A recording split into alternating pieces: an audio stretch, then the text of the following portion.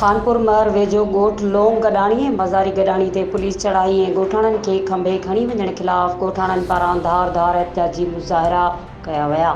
उन मौक़े ते ॻोठ लोंग गॾाणी जे रहवासियुनि गुलाम यासीन गॾाणी, वज़ीर, पीरसन औरत मसमात मूमल ऐं ॿियनि पुलिस चढ़ाई ख़िलाफ़ एहतजाज कंदे दाहियो त आदलपुर ऐं खानपुरमहर पुलिस हुननि जे घरनि ते बिना जवाज़ चढ़ाई करे घरनि अंदरि भंज ड्राह करे औरतुनि ऐं ॿारनि ते तशदुद करण बाद चइनी पौरित भाइरनि इब्राहिम गॾाणी, तालिब अली, गोहर ऐं अली गॾाणीअ खे गिरफ़्तार करे विया आहिनि।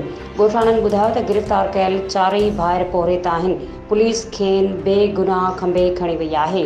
ॿिए पासे ॻोठ मज़ारी गॾाणी जे रहवासियुनि पिणु आदलपुर ऐं खानपुरमहर पुलिस ख़िलाफ़ एहतजाज कयो। एहतजाज कंदे ॻोठाणनि असगर गॾाणी, अली हसन, साबिर अली, गुल ऐं ॿियनि मीडिया खे ॿुधायो त पुलिस हुननि जी लांढीअ ते चांहि पीअण बाद मोहम्मद इस्माइल ऐं संदसि पुटु अब्दुल हफ़ीज़ गॾाणीअ खे गिरफ़्तार करे खणी वई आहे। ॻोठाणनि चयो त पुलिस चढ़ाई भरवारे ॻोठ ते कई पर हुननि जा 2 ॼणा बेगुनाह गिरफ़्तार करे खणी वई आहे।